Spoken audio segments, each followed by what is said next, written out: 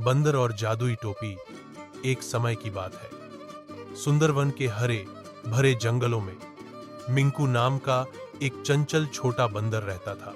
मिंकू जिज्ञासु, शरारती और ऊर्जा से भरपूर था। उसे प्यार था पेड़ से पेड़ पर झूलना, तितलियों के साथ खेलना और गांव के बाजार से केले चुराना। एक धूप दोपहर जंगल के किनारे के पास खेलते समय मिंकू ने कुछ अजीब फड़फड़ाते हुए देखा।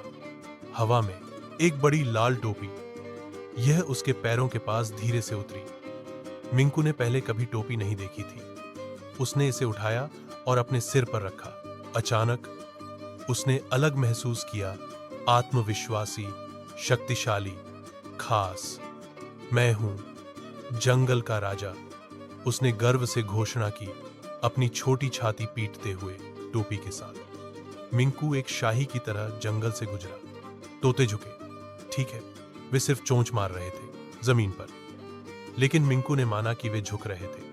हाथियों ने चिंगाड़ लगाई क्योंकि वे छींक रहे थे, लेकिन मिंकू ने सोचा कि वे सलामी दे रहे थे। जल्द ही अन्य जानवरों ने टोपी बंदर को नोटिस करना शुरू कर दिया। वाह, क्या एक स्टाइलिश बंदर, हिरण ने कहा।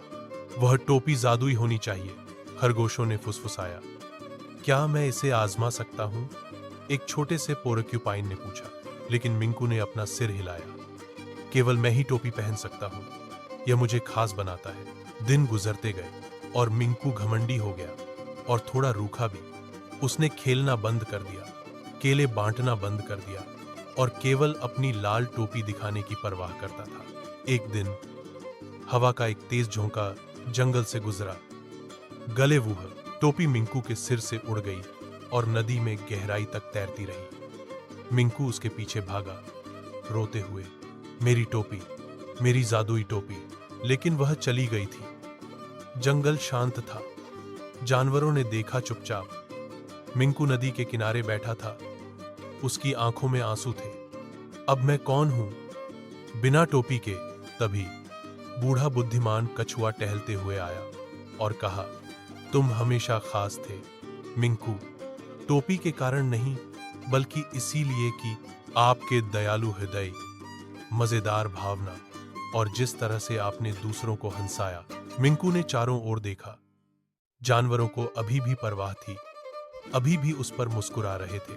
हिरण ने उसे एक पत्ती का मुकुट दिया, साही ने उसे एक हू दिया, बहुत धीरे से। मिंकू दिनों में पहली बार मुस्कुराया। वह सीधा खड़ा हुआ और कहा, अब से मुझे राजा बनने के लिए टोपी की जरूरत नहीं है।